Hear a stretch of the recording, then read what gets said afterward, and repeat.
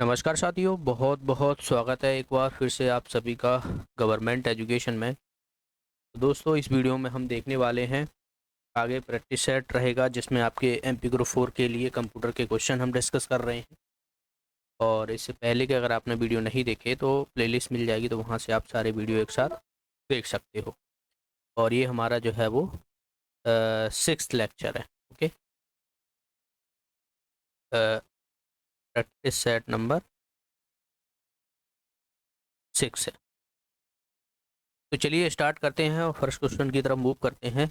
और पहला क्वेश्चन आपके सामने है, आसान सा प्रश्न है आपके सामने। और आपको बताना है कि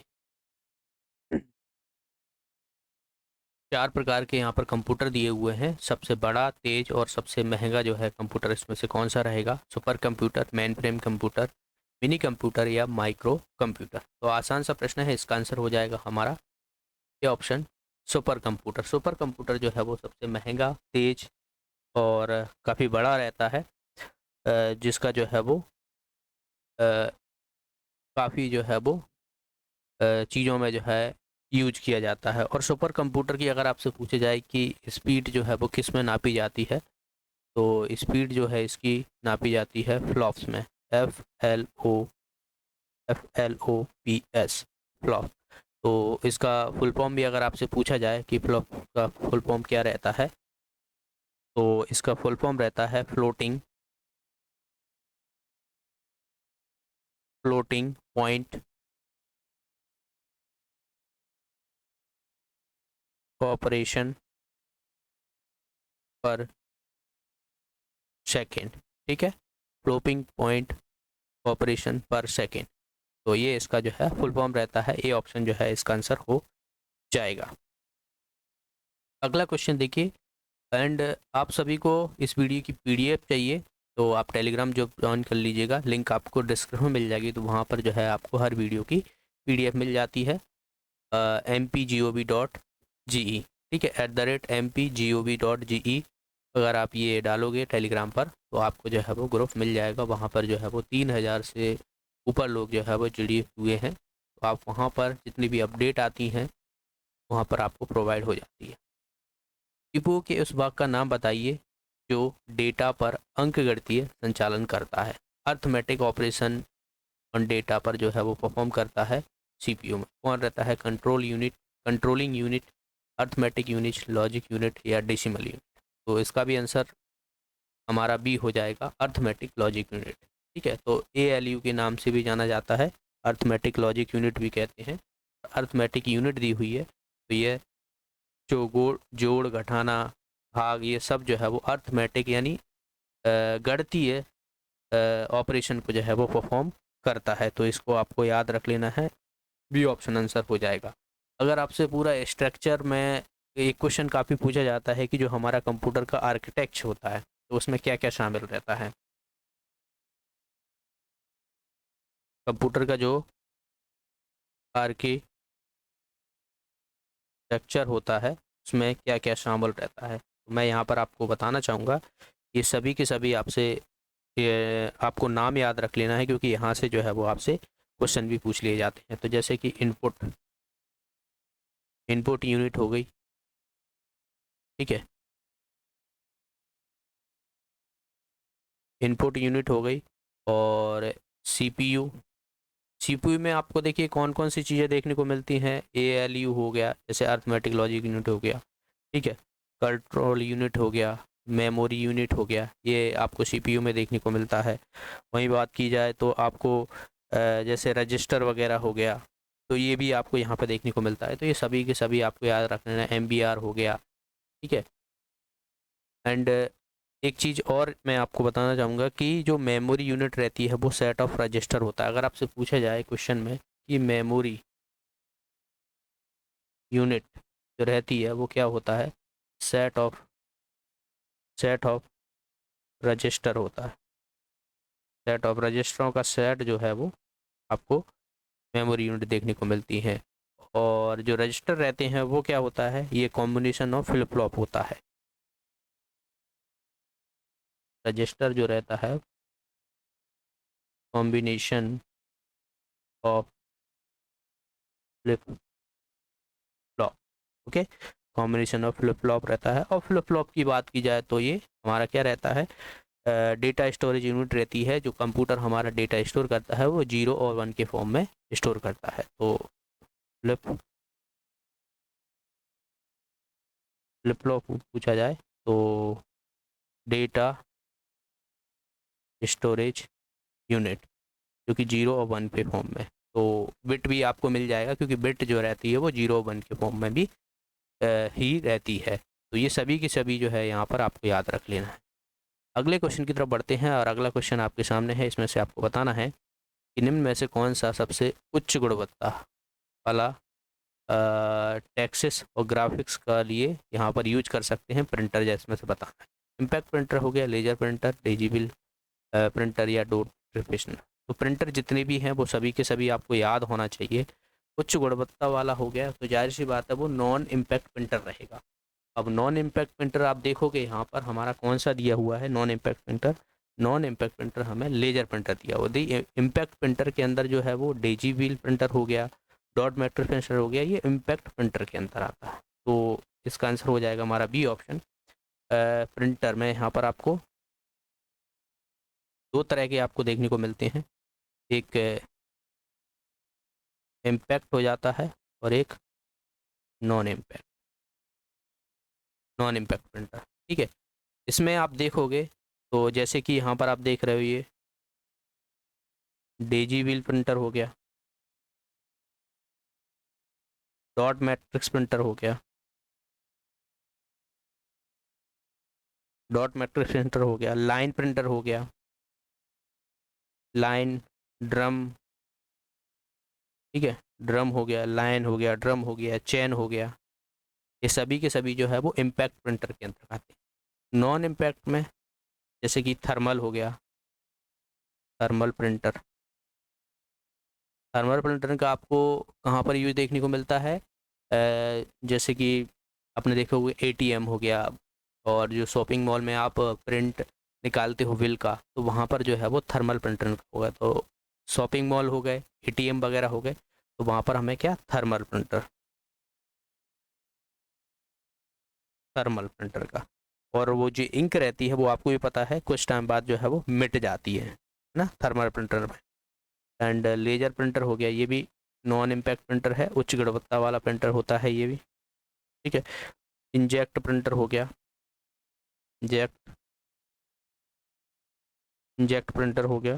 ठीक है, और एक होता है 3D प्रिंटर। ये सभी के सभी जो है वो आपको याद रखना है। लेजर प्रिंटर में दरअसल जो है वो सूखी स्याही, सूखी स्याही का जो है वो यूज किया जाता है। और प्रिंटर जो है वो एक ये कौन सा आउटपुट डिवाइस है, आउटपुट डिवाइस है। अगला क्वेश्चन है, निम्न में से कौन सा pointing device touch surface technology पर आधारित नहीं है। तो यहाँ पर हमसे पूछा गया नहीं है। ओके, ध्यान से क्वेश्चन पढ़ना बहुत ज़रूरी है क्योंकि कभी कभी आते हुए भी क्वेश्चन जो है वो हम जल्दी से गलत कराते हैं। तो देखिए टच स्क्रीन जो है जाहिर सी बात है ये टच सरफेस टेक्नोलॉजी है, जो पॉइंटिंग डिवाइस है। एक तरीके से लाइट पेन हो गया, जैसे कि यहाँ पर जो मैं ये जितना भी ड्रॉ कर रहा हूँ वो भी एक लाइट पेन होता है। ठीक है, और मैकेनिकल माउस इसका आंसर हो जाएगा। दरअसल स्टाइलस मैंने आपको पहले भी बताया हुआ है, एक टैबलेट की तरह होता है, वहाँ पर भी जो है वो एक पेन रहता है, उससे टच किया जाता है, जो कि टच सरफेस टेक्नोलॉजी पर आधारित होता है। लेकिन मैकेनिकल डिवाइस जो है वो ये है टच सरफेस टेक्नोलॉजी पर आधारित नहीं है। तो सी ऑप्शन जो है इसका आंसर हो जाएगा। MS पावर पॉइंट में डैश शामिल होते हैं, MS पावर पॉइंट में पेज शामिल होते हैं, स्लाइड हो गया, सेल हो गया, या उनमें से कोई नहीं। बहुत आसान सा प्रश्न है, इसका आंसर हो जाएगा हमारा B option. MS power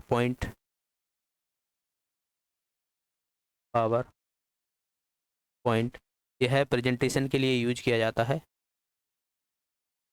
presentation के लिए यूज करते हैं, और इसके अंतर्गत हमें जो है वो स्लाइड्स देखने को मिलती हैं। ठीक है, और एक क्वेश्चन काफ़ी पूछा जाता है कि स्लाइड में जो हम अगर इसका एनिमेशन वगैरह देंगे तो वो हम किस माध्यम से देते हैं, ट्रांसमिशन के माध्यम से। लेकिन हमें टेक्स्ट वगैरह हो गई, इमेज जो हम स्लाइड पर रखते हैं, तो उसमें जो है वो एनिमेशन यूज किया जाता है। तो ट्रांसलेशन और एनिमेशन दोनों जो है वो अलग अलग चीज़ें हैं। ट्रांसलेशन जो है वो स्लाइड पर अप्लाई होता है, तो इस बात का भी याद रखना है। MS अगर आपसे वर्ड पूछा जाए, MS वर्ड जो है ये इसमें जो है वो पेजेस रहते हैं, या कहा जाए डॉक्यूमेंट्स, ठीक है। और MS एक्सेल की बात की जाए तो इसमें आपको स्प्रेडशीट देखने को मिलती हैं, स्प्रेडशीट देखने को मिलती हैं, जिसके अंतर्गत आपको सेल वगैरह हो गए यह देखने को मिलते हैं, रो और कॉलम में आपको स्प्रेडशीट देखने को मिलती है। तो याद रख लेना है, इसका आंसर हो जाएगा हमारा स्लाइड। एंड ओरिएंटेशन अगर आपसे पूछा जाए कि MS पावर पॉइंट का ओरिएंटेशन क्या होता है, तो लैंडस्केप होता है, लैंडस्केप होता है। बाकी इन दोनों का जो है वो ओरिएंटेशन जो है वो बात की जाए तो लैंडस्केप नहीं होता है, ठीक है। अगला क्वेश्चन की तरफ बढ़ते हैं। किस प्रकार के सिस्टम में नोड होती हैं जो डेटा शेयरिंग में समान भागीदार होते हैं, समान भागीदार होते हैं, ठीक है। तो नोड आपको कहाँ पर देखने को मिलते हैं? क्लाउड एज ए सर्विसेज में, पीर टू पीर सिस्टम में, software as a service, platform as a service. यहाँ पर जो आप देख रहे हो क्लाउड एज ए सर्विस हो गया, सॉफ्टवेयर एज ए सर्विस हो गया, प्लेटफॉर्म एज ए सर्विस हो गया, तो ये जो है वो क्लाउड कंप्यूटिंग के भाग होते हैं, क्लाउड कंप्यूटिंग के। पीयर टू पीरियड जो है ये सिस्टम होता है नोड पर आधारित। इसका आंसर हो जाएगा हमारा बी ऑप्शन। वेब सर्वर के उपयोग से संबंधित एक सर्वेक्षण के अनुसार 62% वेबसाइटों को निम्नलिखित में से कौन सा शक्ति प्रदान करता है? Apache, MySQL, my access या C++। तो ऑप्शन बहुत आसान दिए हुए हैं। देखिए माई एसक्यूएल हम कहाँ पर यूज करते हैं? आपको इंटरनेट पर ना होके जो है वो आप ऑफलाइन भी इसका यूज कर सकते हैं ना, जो कि डेटा से संबंधित होता है। ये माई एसक्यूएल जो है वो किससे होता है? डेटा से संबंधित होता है। माई एक्सेस भी हो गया, और C++ जो है कि लैंग्वेज है। तो अपाचे जो है वो इसका आंसर हो जाएगा। अपाचे जो है वो वेब सर्वर के उपयोग के लिए सबसे ज़्यादा जो है वो शक्ति प्रदान करता है इसको। तो अपाचे एक मिल जाता है ऑप्शन में, और एक और याद रखिएगा, अपाचे अगर आपको ना मिले तो NGI NX, ठीक है। तो ये भी आपको लिखा मिल सकता है, तो दोनों ही जो है वो आप याद रखिएगा। इन दोनों के अलावा जो है वो आपको नहीं मिलेगा। अगला क्वेश्चन देखिए यहाँ पर, एड्रेस बस को किस बस के नाम से भी जाना जाता है? मेमोरी बस, डेटा बस, हाइब्रिड बस या लीनियर बस। तो एड्रेस बस को हम जो है वो मेमोरी बस के नाम से भी जानते हैं। इसका आंसर हो जाएगा हमारा ए ऑप्शन। एड्रेस बस दरअसल जो है वो ये है किस में यूज होता है? CPU में जितने भी कंपोनेंट कनेक्ट रहते हैं वो एड्रेस बस के द्वारा जो है वो कनेक्ट रहते हैं, तो वहाँ पर जो है वो यूज देखने को मिलता है। लेकिन अगर आपसे CPU के अंदर की बात कर रहा हूँ मैं, जैसे CPU में आपने देखे होंगे रैम वगैरह हो गई, उसमें जो वायर लगे रहते हैं बहुत सारे, एक से एक कनेक्ट होके जिस तरीके से, उसे हम जो है वो बस बोलते हैं ना। एंड एक क्वेश्चन का भी पूछा जाता है कि जो हमारा CPU रहता है और मॉनिटर हो गया, मैं डेस्कटॉप की बात कर रहा हूँ, तो उससे कनेक्ट किस तरीके से करते हैं? तो वो केबल के माध्यम से करते हैं, ना कि एड्रेस बस के माध्यम से। तो ये क्वेश्चन पूछा हुआ था, तो आप याद रखिएगा, मेमोरी बस एड्रेस बस जो है वो एक ही चीज़ है।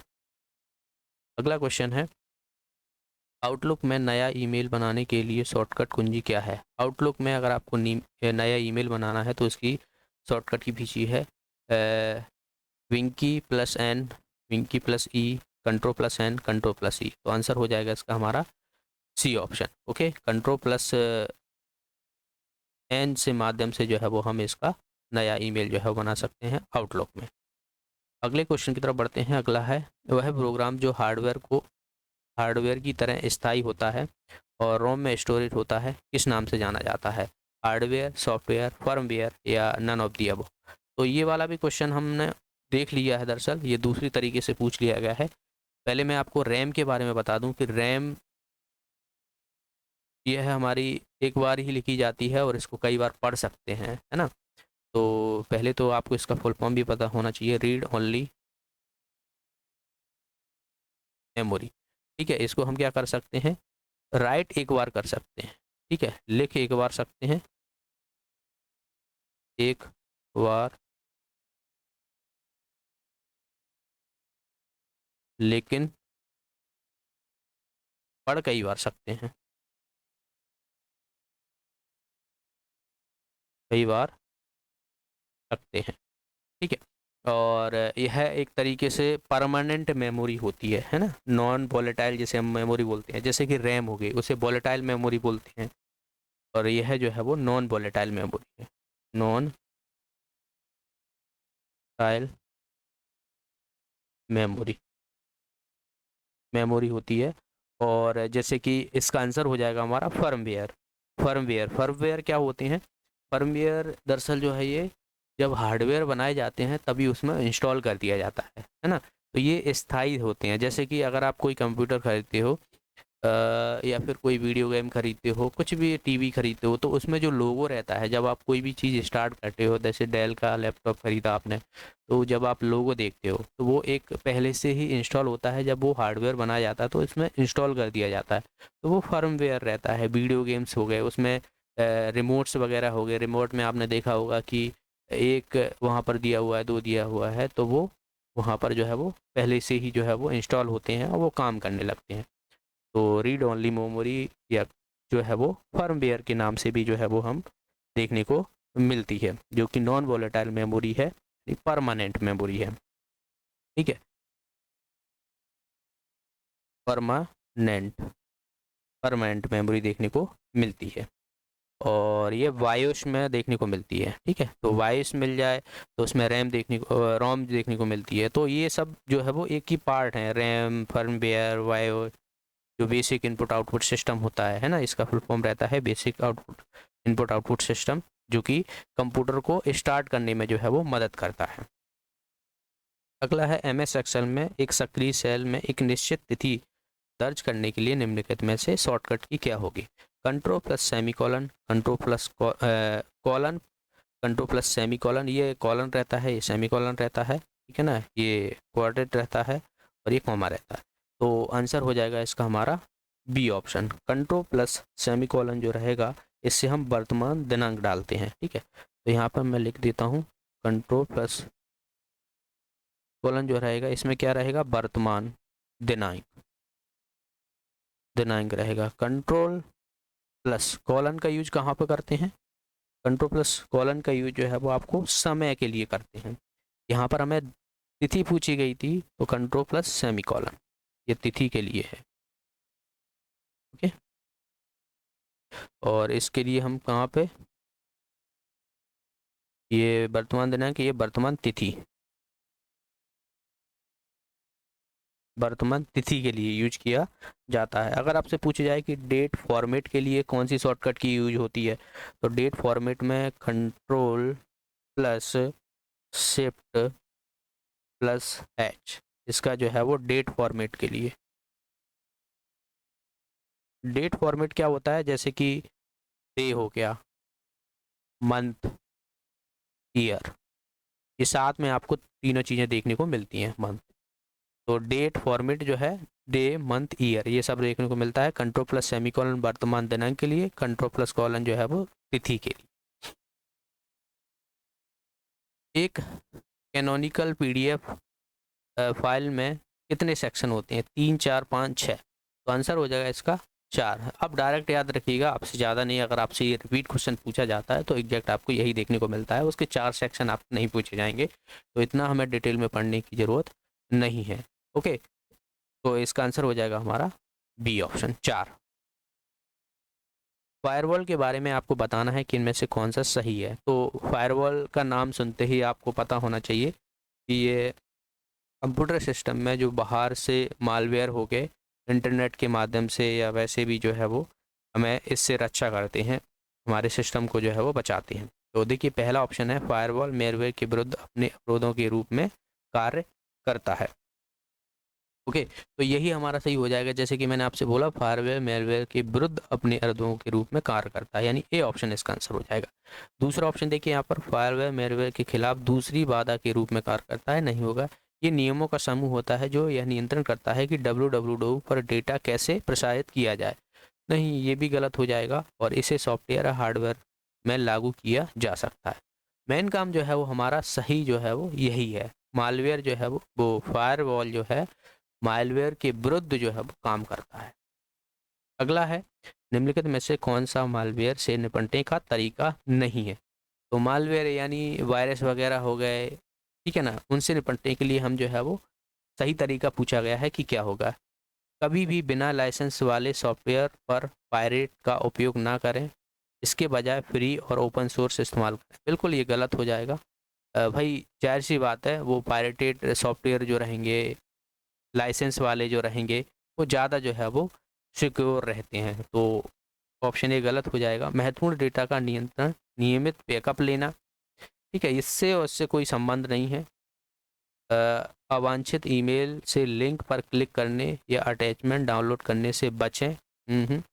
हमें मालवेयर से तरीका नहीं है, ये पूछा गया है, ठीक है, तो नहीं है। तो प्रोग्राम या फाइलें आपकी जानकारी के बिना दिखाई या गायब हो जाती है, तो ये गलत हो जाएगा। इससे इसका कोई संबंध नहीं है भाई। मालवेयर से निपटने का सही तरीका जो है वो हमें ये बाकी के तीनों देखने को मिलते हैं। जाहिर सी बात है, कभी भी बिना लाइसेंस वाली जो सॉफ्टवेयर पायरेटेड वाली उपयोग जो रहती हैं वो नहीं करना चाहिए हमें, ठीक है ना। तो ये बिल्कुल सही हो जाएगा। और नियमित बैकअप हमें लेना चाहिए, और जो ईमेल्स रहते हैं उसके साथ जो अटैचमेंट आती हैं उन पे क्लिक नहीं करना चाहिए। तो ये हमें जब जो है वो मालवेयर से निपटने का तरीका है, जबकि हमें पूछा गया था कि इनमें से नहीं है, तो डी ऑप्शन इसका आंसर हो जाएगा। अगला क्वेश्चन देखिए, निम्नलिखित में से डॉस से प्रभावित नहीं है, ठीक, कौन सा डॉस से प्रभावित नहीं है? Email server, network, storage, online banking website या यूएसबी डिवाइस। तो आसान सा प्रश्न है, यूएसबी डिवाइस। यूएसबी डिवाइस जो है वो, हाँ, डॉस एक ऑपरेटिंग सिस्टम है ना, तो यूएसबी डिवाइस से कुछ प्रभाव नहीं पड़ने वाला। बाकी ईमेल सर्वर, नेटवर्क, स्टोरेज, इन सब जो है वो प्रभावित देखने को मिलता है। निम्नलिखित में से किसे वायरस की प्रतिलिपि बनाने की क्षमता के रूप में जाना जाता है? यानी यह जो है वो खुद की कॉपियां बना लेता है बहुत सारी। एग्जीक्यूटेबल पाथ हो गया, या सेल्फ रिप्लिकेशन, स्वयं प्रतिकृति, या डिसगाइज स्लो परफॉर्मेंस। तो आंसर हो जाएगा इसका हमारा बी ऑप्शन, सेल्फ रिप्लिकेशन। खुद की जो है वो प्रतिलिपि या कॉपी जो है वो बना लेता है।